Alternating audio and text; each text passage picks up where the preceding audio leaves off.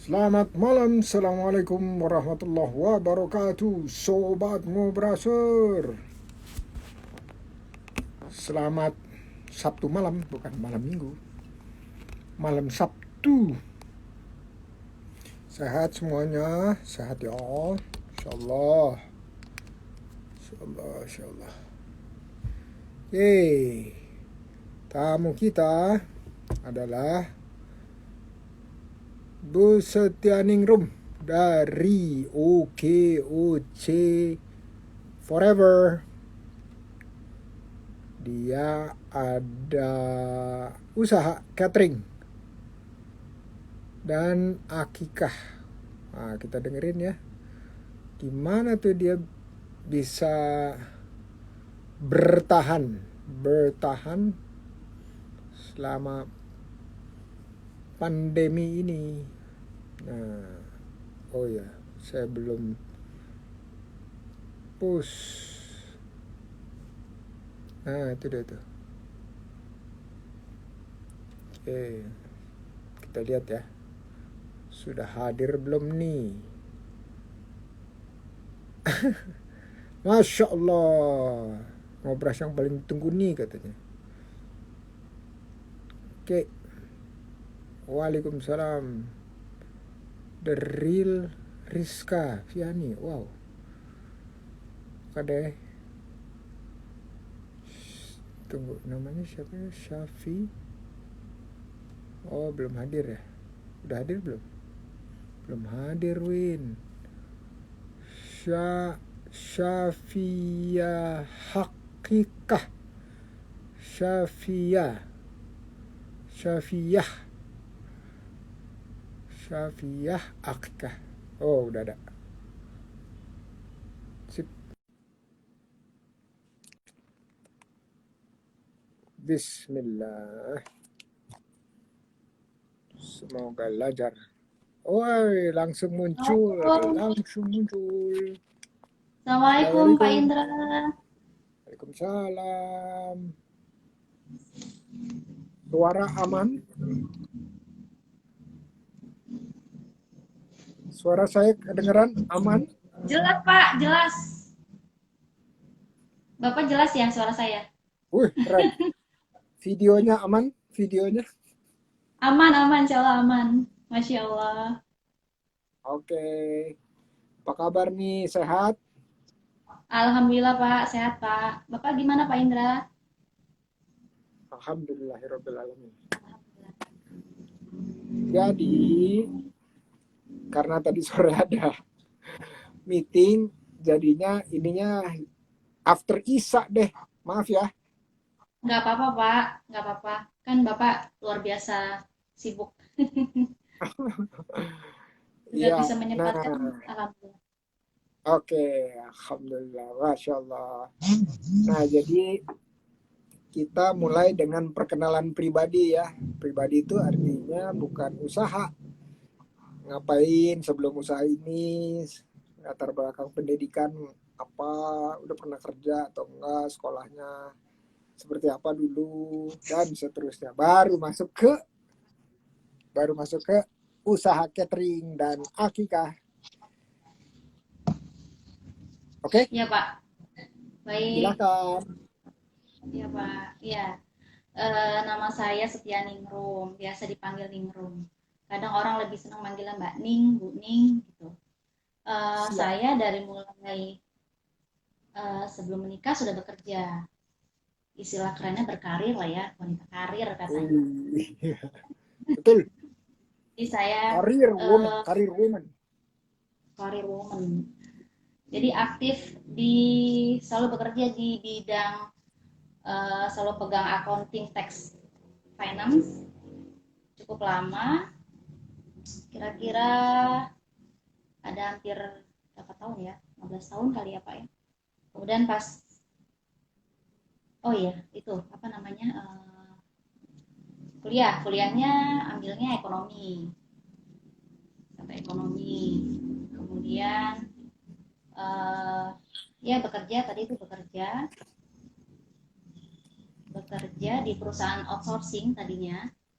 Kebetulan saya punya atasan itu orang Jepang. Jadi saya belajar disiplin, disiplin, tegas, jujur itu dari beliau. Kemudian saya setelah dari pekerjaan yang personal sourcing, lanjut ke perusahaan catering. Nah, perusahaan catering lumayan lama itu Pak. Sama Jepang juga, sama komisaris Jepang juga. Nah, setelah dari situ Ini di mana ya dapat lokasinya? Oh, di lokasinya waktu Bekasi. itu di Bekasi ya, di Bekasi. Kita waktu itu melayani ribuan catering karyawan pabrik. Ribuan catering karyawan pabrik, tapi kalau saya lebih kepada di manajemen, di finance-nya, accounting tax-nya. Tapi Namanya juga apa ya waktu itu ya? waktu itu namanya dari CV Drupadi kemudian menjadi ini apa namanya sukses data mandiri catering waktu itu. Jadi Punya melayani memang Jepang pasti perusahaan ya? Jepang semua. Jepang lokal sebenarnya lokal, tapi lokal sebenarnya perusahaan lokal sebenarnya Pak. Tapi karena komisarisnya Jepang, jadi ya semua dapat perusahaan-perusahaan Jepang semuanya. Dan semua standar ininya kita pakai ISO ya, standar Jepang semuanya gitu. Nah, terus belajar menu-menu, posting, budget kontrol, semua itu catering, belajarnya dari sana gitu. Nah, kemudian saya hamil, memutuskan untuk keluar kerja karena memang ini lebih dekat dengan keluarga dan anak ya Pak gitu. Tapi ternyata si Jepang ini maunya saya tetap stay di situ gitu walaupun tidak full time gitu. Jadi ya sekali waktu part time gitu ya, sekali waktu saya di sana gitu. Nah, akhirnya lama-lama karena memang punya suami, itunya juga backgroundnya memang usaha ya. Jadi kita frekuensinya sama tuh Pak, maunya usaha. Kita awalnya sama-sama karyawan, kemudian di 2000 berapa ya, 2013 akhirnya sama-sama memutuskan untuk keluar kerja. Kemudian awalnya di apa namanya perusahaan ini Pak, perusahaan cleaning service awalnya, kemudian juga ini apa namanya service maintenance AC. Nah, setelah itu saya memutuskan untuk udah deh ini catering. Jadi suami awalnya juga jual beli hewan kurban Pak Indra, jual beli hewan kurban, kemudian ketemu mentor akikah, disarankan coba usaha akikah gitu. Jadi kalau mau ceritain panjang kepanjangan Pak Indra. Oh, nggak Nanti cerita apa-apa. kepanjangan. Seru malah, seru. Gitu. Silakan. Dari jual beli hewan kurban lo lanjut akikah, jual hewan kurban masih sampai sekarang masih tiap tahun masih kita buka lapak jual hewan kurban. Akikah pun berjalan. Nah, setelah itu suami sibuk, saya ambil alih cateringnya, berkembang jadi catering sekolah, catering karyawan. Kemudian terus terang saya belum berani untuk ambil catering karyawan pabrik walaupun sudah tawar-tawaran karena memang modalnya cukup besar dan fresh money-nya harus kuat tuh Pak Indra. Karena kan biasanya kalau di pabrik itu kan pembayarannya itu tempo semuanya. Paling cepat itu sebulan, 2 minggu lah ya, 2 minggu bulan. Jadi akhirnya saya cukup yang catering karyawan kantoran yang langsung bayar gitu kan, UMKM Pak. Usaha kecil. Kemudian catering acara gitu ya, catering akikah tetap berjalan, biasanya mereka akikah plus nasi boknya gitu. Sampai sekarang bertahannya seperti itu. Kemudian di tengah pandemi ini, ngomong-ngomong di tengah pandemi ini ya Pak ya, semua kayaknya kena imbasnya Pak Indra ya. Luar biasa, semua kena imbasnya. Tapi kami masih bersyukur, saya masih sangat bersyukur karena tadi saya strateginya bersama suami itu kuncinya adalah sabar, sedekah, dan yakin. Sabar, sedekah, dan yakin. Sabar, sedekah, dan yakin. Karena itu yang bisa membuat kami double SY. Jadi itu yang bisa membuat catering sapi akikah bertahan. Walaupun kompetitor banyak, pastinya banyak, harga-harga juga bersaing. Kemudian apa? Ya alhamdulillah tadi itu sabar dalam rangka mempertahankan kualitas dari catering kita, kemudian sabar ketika wabah ini ada, kemudian sabar mengatur beberapa strategi yang kadang nggak masuk, maksudnya yang kadang oh itu nggak bisa nih, misalnya kita bikin strategi promo-promo misalnya, oh alhamdulillah jalan, kemudian harus bikin lagi inovasi baru apa gitu, itu kan butuh kesabaran ya Pak ya, pasti itu Betul. butuh kesabaran. Jadi tetap harus punya kreativitas apa nih harus dibuat walaupun ini cuma catering gitu. Kemudian sedekah. Nah, sedekah ini yang Masya Allah luar biasa. Jadi Safia Akika punya program Safia Berbagi, Safia Peduli. Itu kita setiap pekan itu ada, mungkin kalau Bapak Indra lihat di katalog kita di Instagram kita itu ada Safia Berbagi yang awalnya memang kami sendiri. Kemudian alhamdulillah beberapa donatur, beberapa teman-teman gitu ya, juga konsumen ada yang tertarik untuk ikutan. Akhirnya jadinya rutin tuh Safia Berbaginya. Untuk makan siang. Kemudian ada Safia Peduli yang kita bantu UMKM foto-foto makanannya. Jadi saya alhamdulillah punya punya rekan kerja yang Masya Allah foto-fotonya itu bagus ya gitu. Jadi kalau ada teman-teman UMKM yang punya usaha supaya nilainya lebih, supaya ada value-nya gitu ya, produknya kita fotoin, kemudian silakan gitu di posting di medsosnya gitu. Kemudian yakinnya apa, yakin bahwa rezeki itu tak tertukar, yakin Allah melihat ikhtiar kita ya. Itu sih Pak. Malu nih ngobrol Pak Indra yang ilmunya udah luar biasa. Banyak harus belajar dari Bapak nih. Enggak. Jadi waktu saya nanya sedikit latar belakang ya. Ya. Karena juga saya dulu sempat di Panasonic tapi di Egypt, pasti tahu Ya. Egypt. Ya, jadi memang catering itu waktu itu catering kayaknya kita outsource deh. Tahun berapa tuh Pak? Hah? Tahun berapa? 2002.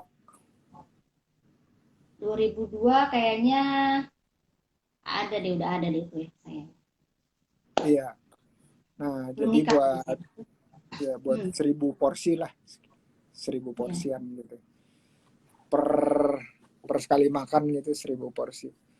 Jadi sepertinya waktu itu berapa ya? 5.000 perak kali ya. Satu porsi. 4.500, 5.000 ya. Iya, Itu 5.000, 6.000 udah gede tuh Pak. Iya betul. Satu porsi pada saat itu ya. Kalau sekarang berapa ya? Kalau sekarang paling tinggi 17.000. Oh, 17.000 paling murah ya? Sekarang paling murah 15.000. Tapi isinya macam-macam Pak. 17.000 sama susu loh. Oh, oke. Enggak, waktu itu standar sih. Tapi extra food itu biasanya kalau lagi ada kesalahan itu dikasih es krim. Oh. Tapi enggak sampai susu kayaknya saya enggak ingat. Jadi waktu itu berapa porsi sehari? Sehari itu sampai 5.000. 5.000 ya? 5.000 porsi per hari.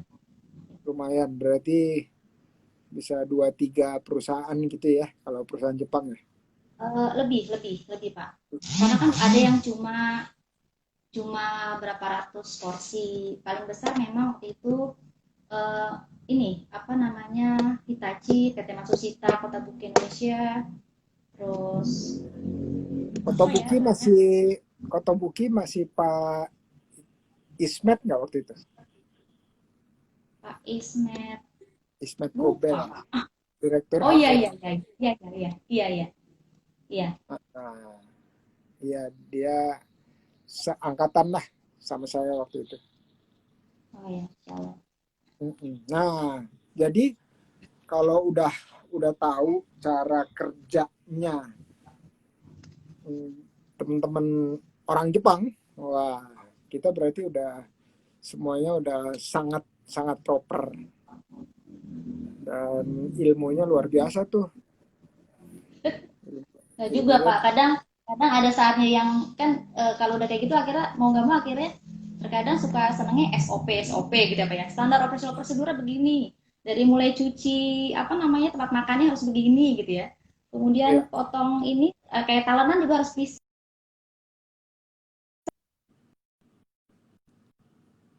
apa namanya kalau diberlakukan untuk usaha kecil menengah ini itu memang apa namanya ada kalanya itu ini Pak jadi apa namanya agak-agak repot gitu karena kan setiap karyawan kan nggak megang itu kan Pak nggak pegang satu-satu ini kan gitu kalau kayak saya sekarang kan apa usaha kecil ini kan termasuk usaha kecil yang saya Pak jadi satu orang bisa pegang berapa kerjaan kayak gitu Pak Indra. oke. Nah kalau ini saya mau nanya nih, waktu pemahaman dari 5.000 porsi sekarang ke cateringnya berapa porsi sehari kira-kira? Nggak setiap hari Pak saya terus terang apalagi di pandemi ini nggak setiap hari punya apa namanya uh, punya order setiap hari nggak sekarang Pak paling sedikit memang kita 100 porsi paling sedikit gitu ya.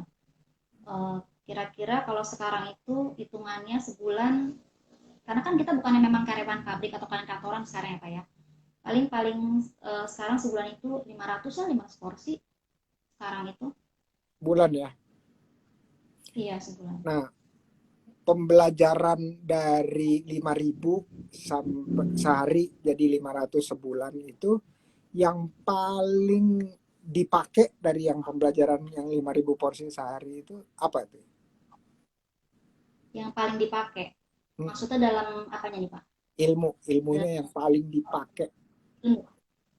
yang paling dipakai itu dalam segi waktu dari segi waktu sama pemanfaatan sumber daya manusianya. Jadi misalnya jadi sebenarnya saya jadi sudah bisa berhitung misalnya untuk 200 porsi aja itu bisa atau 500 porsi bisa pakai cuma satu koki gitu 500 porsi karena kondisi 3.000 porsi itu maksimal 3 porsi 5.000 porsi itu waktu itu saya pakai cuma 3 koki. Waktu itu ininya di mana? Di dapurnya Cibitung di Cibitung ya? Cibitung Cibitung Oke. tapi di kampung Pak di kampung Oh, oke. Cibitung tapi di kampung dan itu di tempat yang memang jauh penduduk dan waktu itu memang lahannya luas 700 meter dengan kondisi yang ya memang standar Jepang ya jadi dari mulai ada baktor limbah kemudian sirkulasi udara kemudian tempat cuci bersih tempat cuci basah dan kering kemudian eh, cara apa namanya tempat mencuci yang apa namanya yang basah juga air mengalir kayak gitulah pokoknya yang semuanya standar ini semua gitu.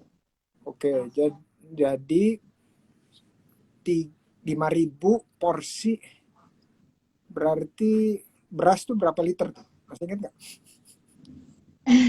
Jadi hitungannya 1 kilo beras itu 1 kilo beras sorry iya 1 kilo beras itu untuk 10 sampai 12 porsi bisa 10 sampai 12 per porsi 12 untuk 1 kilo jadi kalau 50.000 porsi 5 ton. banyak iya iya 5 kira-kira ton. segitu iya karena Sekilo. kalau order itu karena kalau order sekali order kita 2 minggu sekali itu 2 ton turun 2 ton 2,5 ton turun Oh, order ya beras bukan 5 ton deh. Jadi 500, jadi setengah ton. Sehari setengah ton tuh. 5 kintal ya. 5 iya kintal. 100 kali. Iya betul. 100 per 1.000 orang 100 kilo. Berarti sekitar. Waduh. Tuh gimana tuh? Kualinya segede apa tuh? Gede Pak, gede banget. Iya, Ukuran. Mm-mm. kan. Dan selama di sana pernah nggak ada kejadian kayak food poisoning itu, pernah nggak? Apa? Apa eh, food poisoning, lauknya basi gitu, pernah nggak? Selama selama saya di situ sih nggak pernah Pak. Dan kita biasanya gini juga. Kalau misalnya ada keluhan basi, kita tuh selalu setiap kirim makanan ke pabrik, kita punya sampel Pak. Jadi sampel menu. Jadi menu yang dikirimkan ke pabrik, kita selalu taruh di chiller. Kita selalu taruh di juga sama suhu luar. Kita sudah perkirakan ini kuatnya berapa lama, gitu. Sesuai menu yang dikirim ya Pak. Dari mulai nasi, lauk, sayur, apa namanya, itu semua dipakai wrapping, apa namanya itu tray kita wrapping, kemudian ditaruh di suhu luar sama di suhu dalam. Jadi ketika misalnya memang ada keluhan itu, kita cek ke sampel yang kita simpan gitu. Ada juga kejadian Pak, ada kejadian yang misalnya tahunya ada ulatnya misalnya gitu, atau ada beberapa keluhan, tapi alhamdulillah di pas saat investigasi, ya apa sih namanya, investigasi lah ya, ya alhamdulillah itu memang bukan dari kelalaian kita gitu. Oke. Kalau pernah ada pengalaman buruk dengan ikan nggak? Yang ikan-ikan gitu. Ikan nggak pernah Pak. Kecuali memang ada karyawan yang dia Oke. alergi Nah, ikan Pak. Biasanya kalau kayak gitu akhirnya request. Kenapa? ini ada yang nanya persis pertanyaannya sama Oh, seperti saya tuh. Gimana tuh Anda pernah nggak ngatasinnya? ngerasain sih nggak Bu? Kalau gitu terus cara kondisi gimana Bu? Iya. Oh, selama ini sih nggak pernah, karena gini, karena kan memang di perusahaan catering itu ngatur waktu Pak, masak dengan saat kirim. Berarti kalau shift satu itu kan pagi.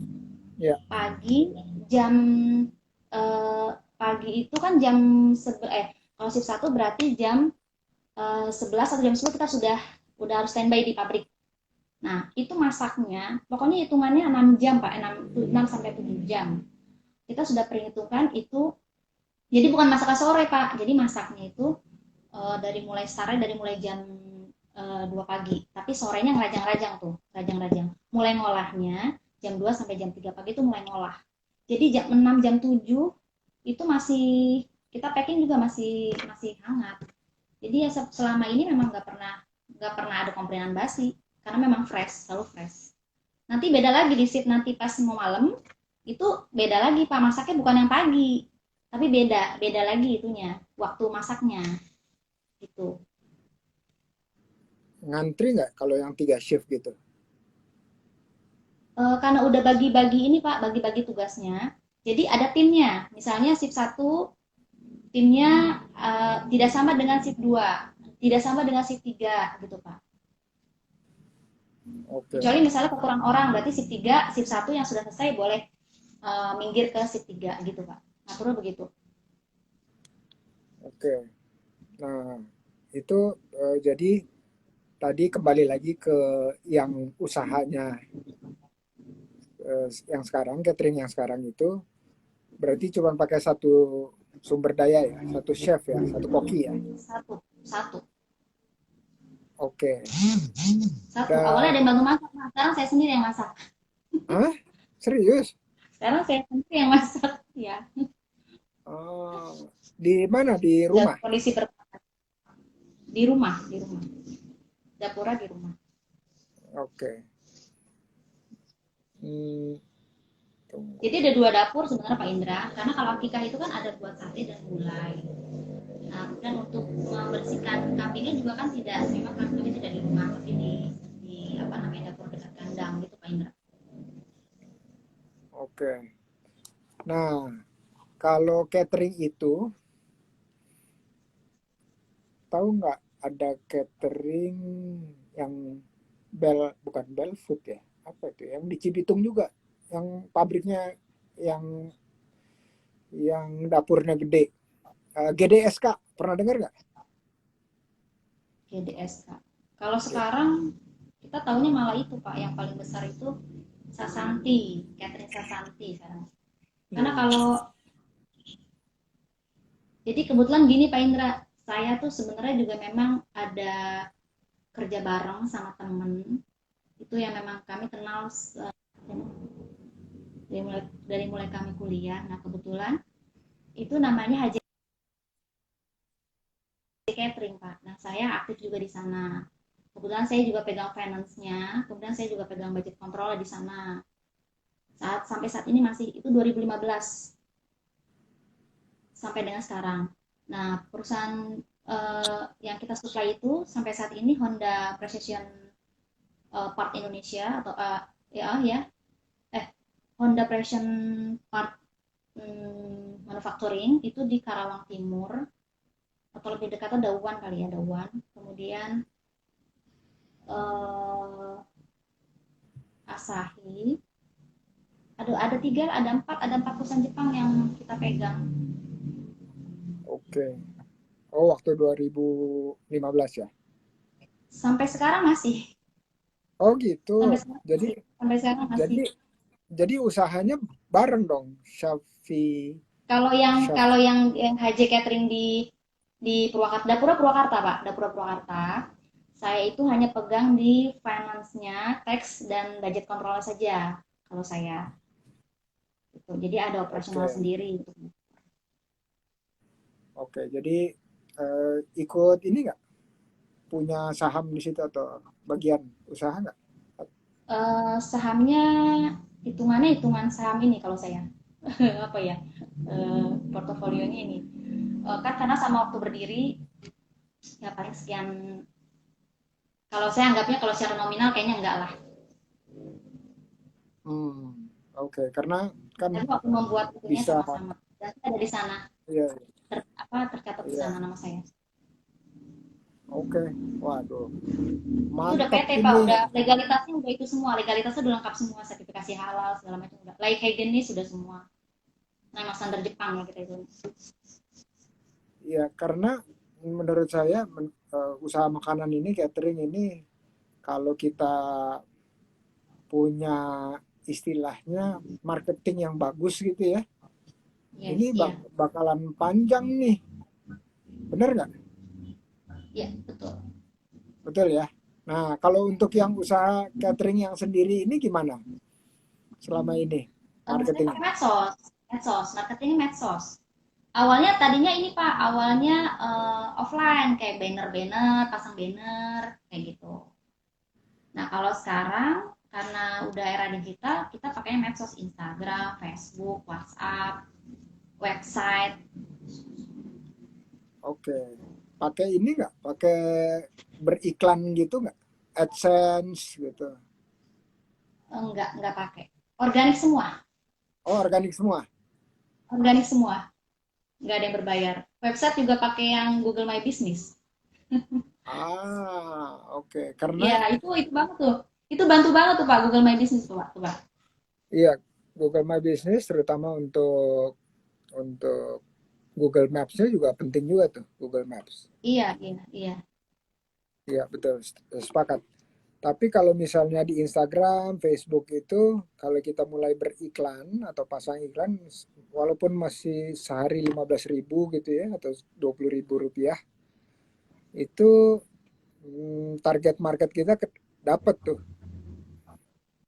Supaya nggak, karena cara Kita pernah ya waktu itu yang berbayar cara iklan. Instagram Di rumah atau sakit kita Facebook. pernah pasang TV, TV apa TV berbayar ya, di iklan di rumah sakit tuh Pak, di TV-nya tuh Hmm. waktu itu kita sebulan 1.500.000. tapi ternyata kurang efektif. Menurut saya juga kurang efektif. Kurang, Menurut saya kurang ya efektif. dari Iya, ya karena trafficnya nggak khusus buat iklan betul, itu. betul. Iya, Ya jadi menurut saya kalau mau coba eksperimen itu pasang pasang iklan sponsor di Instagram atau di Facebook itu lebih tepat sasaran. ya. Tuh Facebook ada yang Ads ya, bilang Pak? tuh ada yang bilang, yang nanya ini ngasih saran juga, cobain iklan Iklan, Bu, Bu. pelan-pelan belajar dulu. Siap, siap. Siap, terus belajar, Karena harus terus belajar. ya karena kalau kita posting biasa itu algoritma kita itu nggak nyampe ke semua follower kita. Iya ya, Pak. Jadi eh, jadi kalau kita pasang berbayar katakanlah Rp20.000 gitu ya sehari iklan itu, kalau emang dapetin misalnya katakanlah 50 orang, 50 orangnya itu benar-benar yang sesuai dengan yang pasar yang kita sasar gitu. Jadi ada ada ininya keuntungannya, Pak, ada. putus-putus, Pak. Cek cek cek, aman Ya, aman ya, ya, ya, ya. mana. Nah ini ada yang nanya lagi nih, bentar, siapa nih yang nanya? Oh nih, kebaca nggak pertanyaannya? Iya, Pak Cak. Ada pengaruh khusus nggak biar rasa makan tetap enak? Karena biasanya komplain customer itu rasa. Karena kalau iklan sesuai dengan saran ibu, misalnya membuat Eka bisa terkena hamil tua. Ya. Saya pernah tuh Pak masuk-masuk ke komunitas tumbuh kembang atau ya ibu hamil kayak di Facebook atau beberapa komunitas. Tapi itu di situ di awal sudah ada peraturan nggak boleh iklan. Nah caranya adalah masuk ke grup, udah itu terus satu-satu dikirimin. Iya, iya, iya di inbox, inbox masing-masing. Gitu ya Pak? Ya Iya, satu-satu disebut nama tapi nggak boleh ngeblas. iya. Ya jadi personal, menyapa istilahnya. Mengapa? Iya, iya. Ya menyapa, nggak Iya, nggak lebih lanjut. nggak boleh broadcast. Kebetulan Kebetulan ini Pak Indra, Sapi Akika juga sudah hampir setahun itu pakai admin medsos karena saya terus terang nggak pegang. Jadi ada admin medsos yang mengelola Instagram, Facebook dan website kami gitu Pak Indra. Jadi Iya. lumayan ratingnya juga cukup naik. Terus ya alhamdulillah terbantu juga. Ini ada yang nanya juga nih, nanya lagi kalau ini sih. Pembelian bahan. Pembelian bahan kita harus punya ini, harus punya supplier, beberapa supplier. Jadi memang kan apa namanya kondisi bahan baku itu kan memang berubah-ubah. Kondisi bahan baku itu harga berubah-ubah. Nah itu biasanya saya punya beberapa supplier, ada yang dia langsung dari petani itu pak, kayak misalnya sayurannya. Nah kebetulan karena saya juga tergabung di komunitas kuliner, itu ada tuh pak. Jadi teman-teman yang dia langsung dari petani, kemudian kalau dia udah mulai panen, kita ditawarin tuh pak. Pas memang harganya memang jauh dari harga pasar. Nah itu. Tapi kalau pas lagi nggak panen, jadi mau nggak mau kita ke eh, apa namanya supplier yang di pasar apa namanya pasar tradisional yang memang dia harganya harga kita harga grosir gitu. Ada bedanya nggak pas masa pandemi ini, masa pagebluk? Harganya pak. Tuh. Iya, harganya mahal. Apalagi ayam sekarang pak lagi mahal banget. Saya kan produksi ayam ungkep. Kemudian Ya, kalau kita ngasih harga ke konsumen naik-naik terus kan nggak mungkin. Jadi akhirnya mau nggak mau profit kita berkurang. Tapi karena saya ngejar reseller, saya itunya reseller ke reseller semua ya alhamdulillah sih. Jadi walaupun untungnya nggak banyak ya ya cukup lah gitu ya. Tapi karena kan kuantitinya ya Pak gitu. ya. Alhamdulillah. Reseller sekarang ada berapa? Reseller kurang lebih ada 10 lah, Masih terbuka untuk nambah nggak? terbuka banget dong. Terus Karena caranya lagi gimana? produksi juga Pak, produksi sambal, kemudian mau produksi itu juga belum belum terlaksana juga, belum eksekusi juga nih Pak. Nasi kebuli, bumbu bumbu nasi kebuli, bumbu kering nasi kebuli Pak Indra. Nah, nasi Itu kebuli udah. sapi akikah itu Pak Indra, Pak Indra, Oh, kalau nasi mau kebuli beli sapi akikah. Hmm? di OKOC udah ada tuh yang jual bubuk. Oh, udah ada punya. Namanya nasi kebuli Wan Syarif. Oh, ya. Dia udah jual paketan gitu. Tapi nggak apa-apa juga kalau mau bikin Ada buku bubuk ya. dan buka kelas. Jadi buka kelas dia Iya, kelas ya. ngajarin Ya itu ngajarin karena orang. awalnya ada request dari daerah Pak Indra. Awalnya karena ada request dari daerah. Hmm, oke. Kebetulan memang itu sendiri, formula sendiri gitu bumbunya. Tuh Sekian.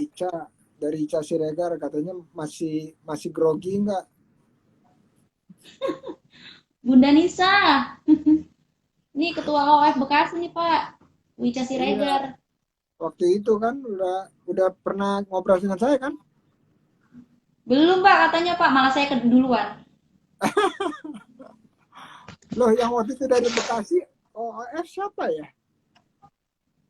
Atau Pepes? Oh, Bulena bukan? Bulena apa Pak Hadi Pak? saya lupa. Udah saking kebanyakannya. Dari Bekasi banyak yang mau ngobrol sama Pak Indra nih. Oh iya iya, belum belum. Oke, siap. Belum kan? Daftar, Winnie daftar. Oh, sama Coach ST itu daftar katanya. Kan Forever ini yang salah satu yang terbesar, ada di 20 provinsi, ada di Iya, 50 kabupaten Allah. kota Relawannya tersebar. banyak ya Pak. Iya, jadi kalau masuk komunitas Forever langsung pasarnya tiba-tiba set gitu. Dari segini jadi besar. Insya Alhamdulillah. Allah, insya Allah.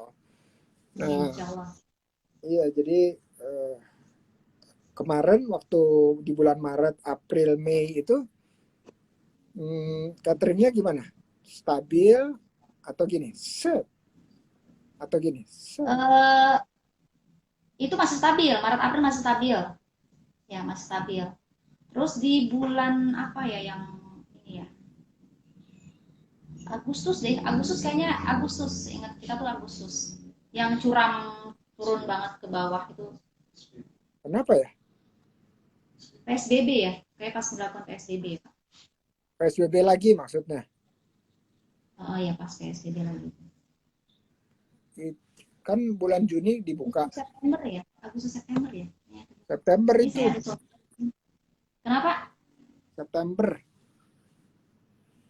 Iya, seingat saya tuh Agustus September itu yang lumayan itu Pak, Tapi sekarang lumayan udah balik drastis. lagi belum? Udah balik lagi Sekarang belum? ya belum. Hmm, oke. Masih terus pelan-pelan ada, tetap ada alhamdulillah. Kebanyakan apa? Untuk acara-acara atau apa? Itu catering akikah aja, akikah selama acara ya. Wah, Karena kan bener dong catering berarti ya. sekolah kan udah enggak kan, benar udah enggak catering sekolah juga. Ya, ya. Nah, terus kalau misalnya teman-teman ada yang tertarik jadi reseller, coba bagaimana? Yang dengar di sini. Ya boleh kalau mau jadi reseller. Kebetulan sapi akikah itu berkembang sekarang produknya ada macam-macam, dari nasi kebuli, kemudian ayam ungkep, aneka sambal, kita juga produksi aneka sambal. Kemudian ada beberapa olahan daging gitu Pak. Dan memang itu kita semuanya frozen food ya Pak, dibuat beku supaya lebih aman gitu. Kemudian untuk reseller nasi kebuli juga ada. Nah, untuk reseller akikah kita juga ada. Nah, masing-masing dari produk itu persentasenya beda-beda Pak, nilainya beda-beda. Gitu. Nanti boleh langsung DM saya atau ke nomor yang di bio saya, silahkan bisa lebih detail ya itunya apa namanya prosentasenya gitu, untuk menjadi reseller. Terus kalau reseller itu hmm, biasanya ada minimum ordernya gitu nggak? Iya ada minimum order. Kalau ayam ungkep itu biasanya kita minimum 10 pack Pak. Harganya itu kita jual untuk reseller 40.000 untuk reseller. Per per Satu pack. pack is ya dengan bobot 1 kilo 1 kiloan lah, Ya potong berarti untuk 10. per orang ya, per orang. Iya. 1 ekor Pak. Oh, 1 ekor. Iya 40.000 itu 1 ekor Pak. Oh, masya Allah, masya Allah. Nah, Murah kalau Pak. murah ya, Murah dong Pak. nggak pernah Beratnya bobot belanja. 1 kilo lebih gitu. Ayamnya 1 kilo lebih. Iya. Iya biasa. Orang rumah ya yang ngurusin. Kalau di rumah sini juga ada ini, ada kayak kayak kafe gitu, tapi semuanya udah ada Udah ada ya. karyawan ya. Kita cuman kasih pendampingan aja, kasih pendampingan. Oh, Nah, kalau misalnya nih ya, waktu kemarin saya pernah ngobrol sama Bu Yeni dari Halal and Safety. Oke, oke, Halal and Safety. Kebetulan hari Minggu ini dia mau buka kelas food costing. oh iya, Ibu Kalau Yeni ya Pak? Bu Yeni. Nah, food costing itu seberapa penting untuk catering? Wah penting banget Pak. Jadi food costing itu kalau buat yang usaha catering itu perlu perlu banget tahu HPP lah ya, HPP-nya ya Pak ya. Lebih kepada menghitung HPP. Jadi kita bisa tahu berapa persen harus kita ambil untung, kita harus jual. Kalau mau cari reseller biasanya kita apa namanya jadi tahu tuh sekian persen buat untung kita sendiri, sekian persen bisa untung buat reseller kayak gitu. Penting banget Pak karena kenapa? Karena kalau nggak pakai food costing yang ada jual nanti nggak bisa beli lagi bahan bakunya. Kalau food costing itu beberapa kali saya dengar ada patokannya gitu dan bentuknya persentase. Itu persentase dari harga jual atau dari harga apa? Harga beli Pak. Harga beli orang. Harga beli bahan baku. Oke. Kalau misalnya nih ya, misalnya eh, apa? Ada menu yang mau dia ambil contoh nggak untuk food costing? Misalnya apa ya? Eh, apa ya misalnya? Ayam deh misalnya ya ayam lah ya. Atau itu deh kambing lah ya kambing. Ya, akikah ya. Kambing akikah. Nah itu misalnya kita belanja 1 juta misalnya gitu Pak. Hmm. Belanja kambing 1 juta. Nah 1 juta itu kan kita belanja itu kan taruh di kandang ya Pak, perawatan segala macam. Berarti kan harus berhitung HPP kambingnya dulu. Nah kenapa dijual ke konsumen itu misalnya jadi sekarang Safiatika 1,6 jualnya untuk paket A. Paket A itu dengan sudah diolah 60 porsi gulai, itu kepala, tulangan, jeroan semua diolah menjadi gulai dan sate 200 tusuk itu dari daging. Itu nah, itu sampai dengan diolah itu nilainya jadi 1,6 gitu Pak Indra. Kita ambil untung nggak banyak karena untuk itu aja apa namanya keberlangsungan operasional kita itu aja. Itu Pak Oke. Indra. Paling kurang lebih bersihnya itu 20% ya. Bersihnya 20%. Berarti food costing 80%. 80%. Oh ya? Iya. Kalau restoran, kalau rumah makan gitu berapa? Nggak bisa 80% dong ya? Catering pabrik aja nggak bisa 80% Pak. Berapa? Catering pabrik itu kecil Pak. Catering pabrik itu kalau saya hitung di budget kontrolnya itu itu udah yang luar biasa, tapi nggak pernah dapat 20% sekarang. Paling bersih itu 11%. Waduh, tapi udah pakai ini ya, Bersih. udah pakai bayar Udah tadi karyawan ya. semua sudah, karyawan semua sudah. Oh, oke, bersih ya. Karyawan semua sudah. Sudah. Kalau Sudah. kalau di luar kalau di luar karyawan berapa? Kalau luar karyawan kira-kira bisa 25%. 25 ya. Kalau akikah kan tadi 20 Kalau ya. akikah, kalau Di luar akikah itu di luar karyawan, ah, di luar orang, di luar karyawan itu kira-kira 35%. 35%. Karena di saya juga kan 30-35 lah, Pak. 30-35 lah untuk prepare. Biasa prepare karena kenaikan harga kan, mau nggak mau itu berkurang. hmm, kalau di saya kebetulan punya kerjasama sama yang punya brand Sari Bundo tapi di Bandung gitu ya. Kita angkanya sekitar range-nya antara food cost itu di luar tenaga itu 58 sampai 62% food cost. Wah, enak banget. Bisa nggak tuh Di luar tenaga, di luar tenaga? di luar tenaga. Iya. Kalau bicara gross profit, Pak, Ah, 40 paling maksimal itu udah bagus. Gross profit ya, Pak, belum termasuk tadi tenaga kerja.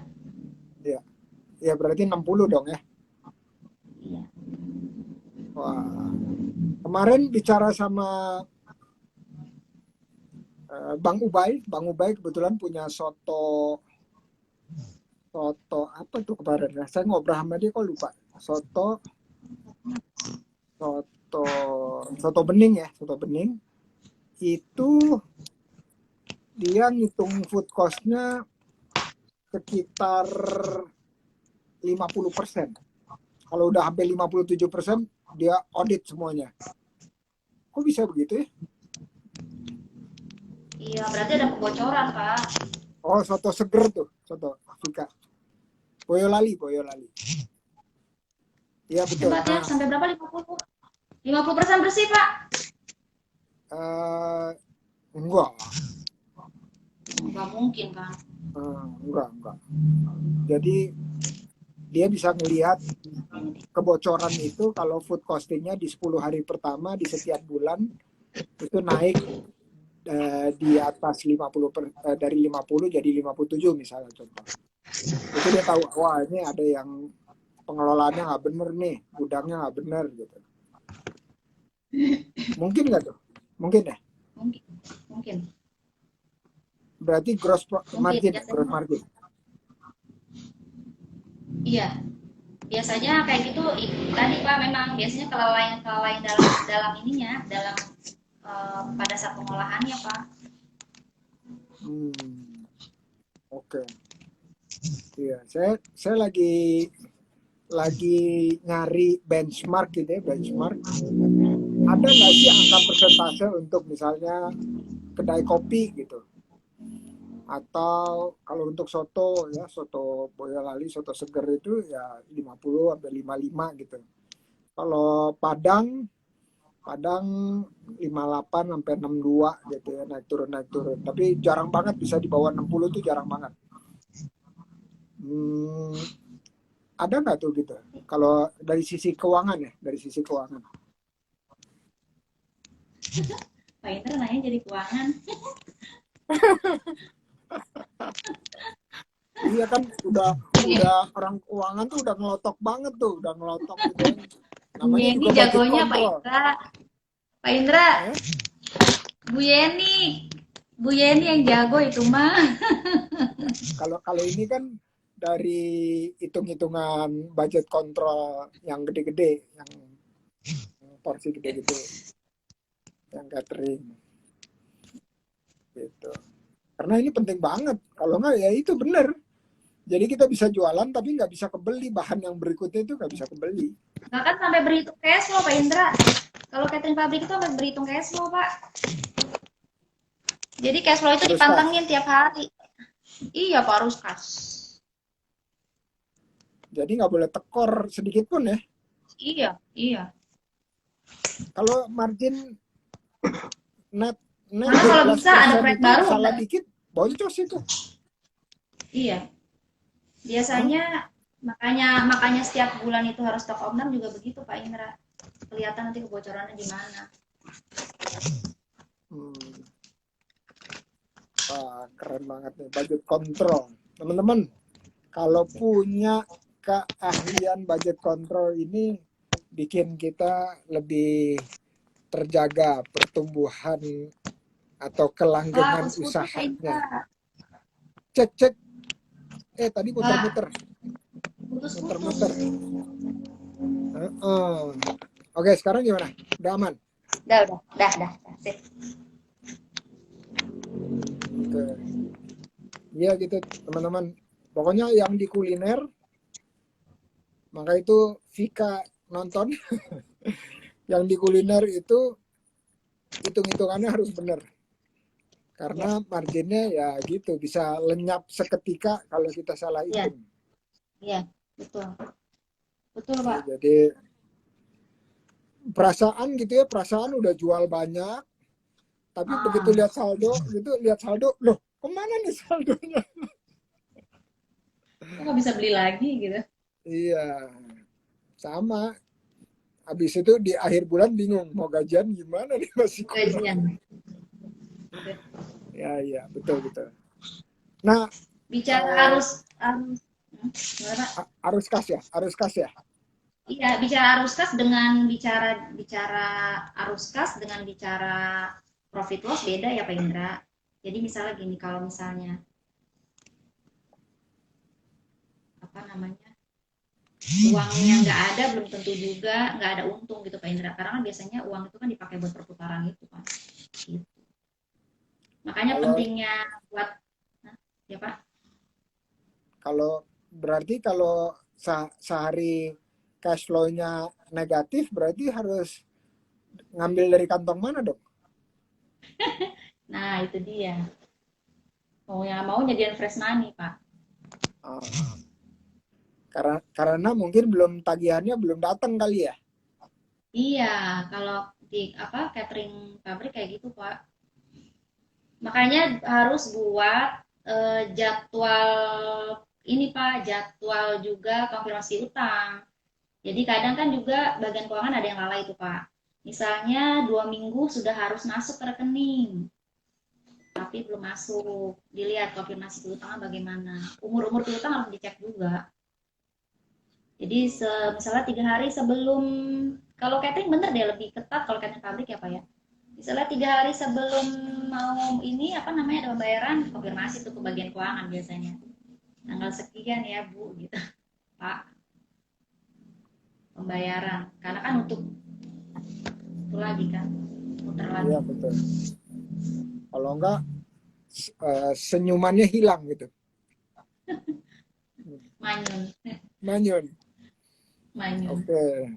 Nah, dari tadi saya mulu yang nanya, sekarang giliran deh. Banding Iya, Pak yang Indra. nanya. Pak Indra, ayo dong ilmunya nih. Ayo Mas coba. Safi perlu banget nih belajar dari Pak Indra nih. Coba sekarang Tadi kan giliran saya ini. dapat resep nih dari Pak Indra supaya tadi tuh iklan-iklan berbayar. Jadi harus mulai berani apa namanya iklan berbayar ya Pak ya. Iya, antara dua kalau sekarang, antara dua. Satu iklan berbayar, satu lagi adalah kita kalau udah punya database-nya biasanya dari handphone sendiri atau dari handphone beberapa kolega, itu satu-satu kita sapa, istilahnya kita sapa, udah itu terus kita memperkenalkan diri aja. Jadi nggak melulu harus jualan. Jadi memperkenalkan diri, tapi dari tiap minggu gitu kita update dia tentang perkembangan informasi-informasi terkini. Nah ini kalau pakai WhatsApp ya, kalau mau murmer. Tapi kerjanya banyak. Kenapa? Karena setiap hari kan harus ngirim. Iya, iya. Ya, Jadi ngirim. maintenance ya Pak ya? Iya, Maintenance setiap hari. customer. Misalnya katakanlah kita punya punya 300 gitu ya. 300. Nah, setiap hari itu dari 300 itu kita kirim mungkin 10 sehari. Ya, jadi 10 sehari, 30 hari, 10 muter gitu ya. Muter ketemu lagi nih orang ini. Berarti sebulan sekali orang yang sama itu kita sapa. Tapi kalau mau lebih cepat lagi bisa jadi 20 orang kita kirim, kita lihat nyangkutnya berapa yang ngerespon. Karena yang ngerespon belum tentu beli kan, Iya. tapi itu indikasi.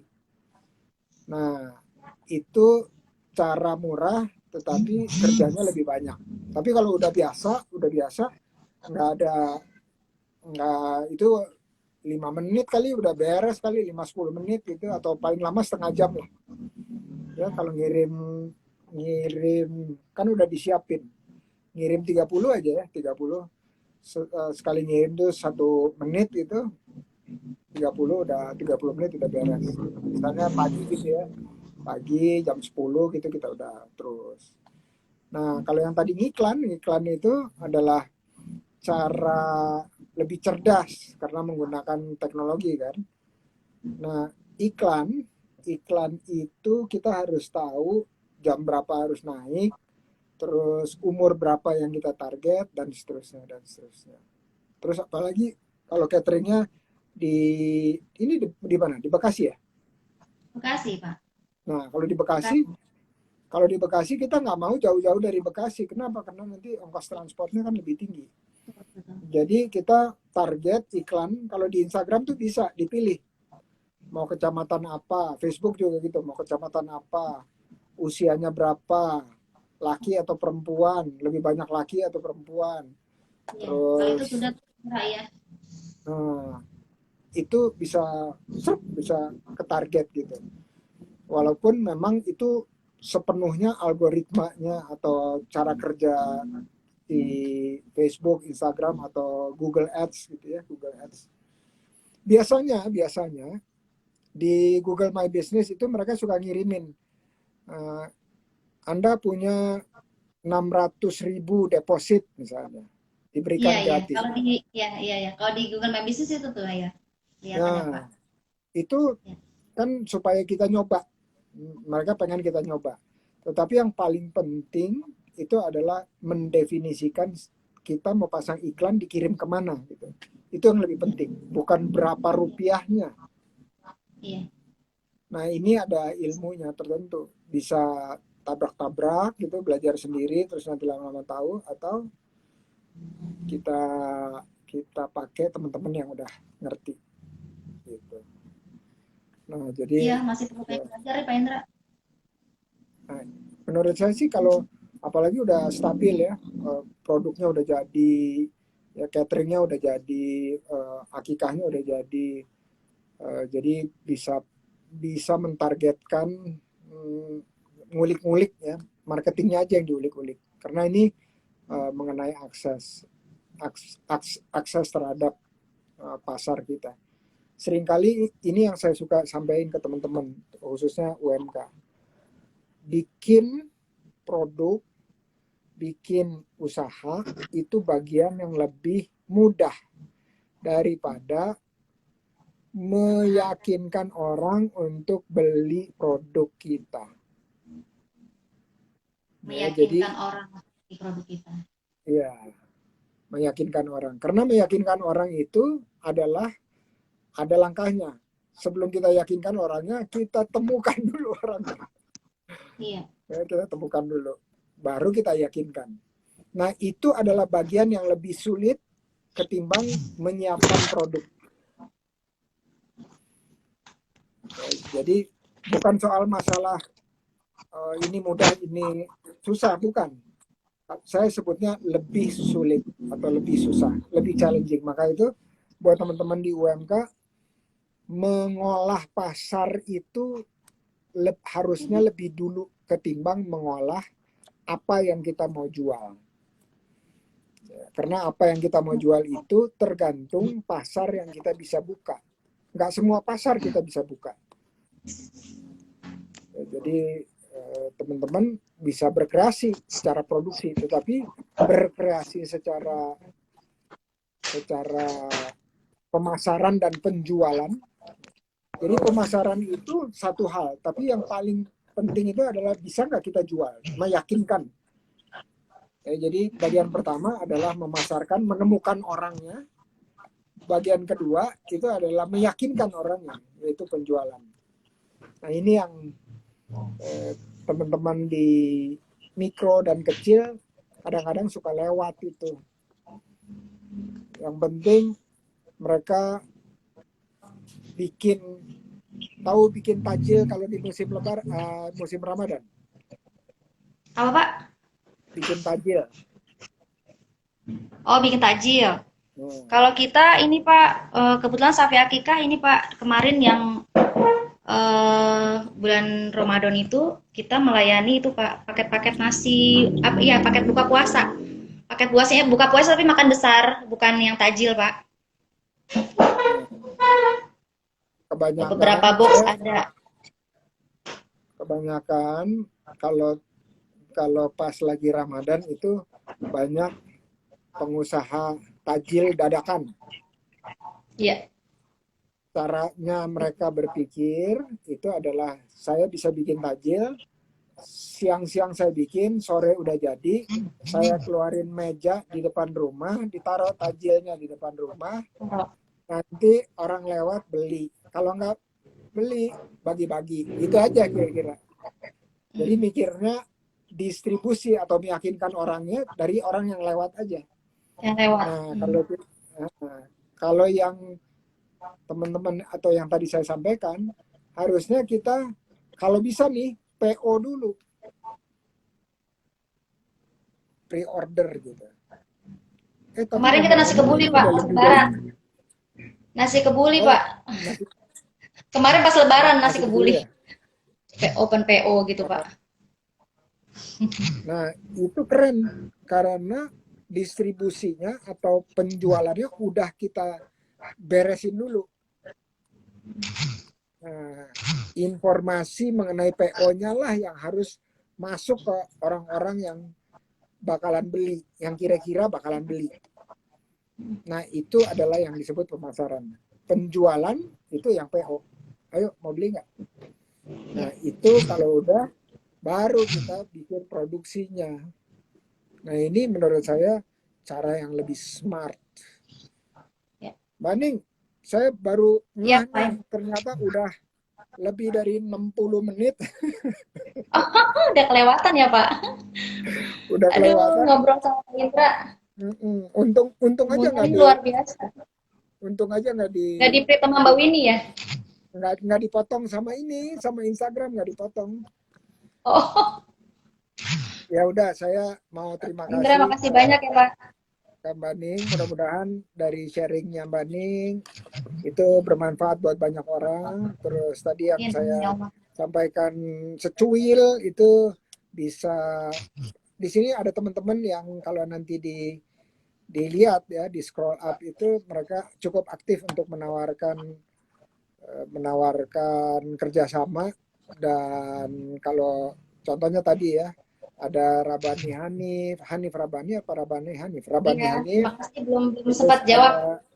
Ada Dini Amelia itu beri masukan itu, silakan di follow up. Semoga silaturahminya berujung pada perluasan rezeki. Terima kasih. Pak Indra. Ya Pak Indra, makasih banyak. Makasih banyak. Mohon maaf lahir batin Pak Indra ya, kalau ada salah kata. Iya. Kasih Mbak Ning. Assalamualaikum.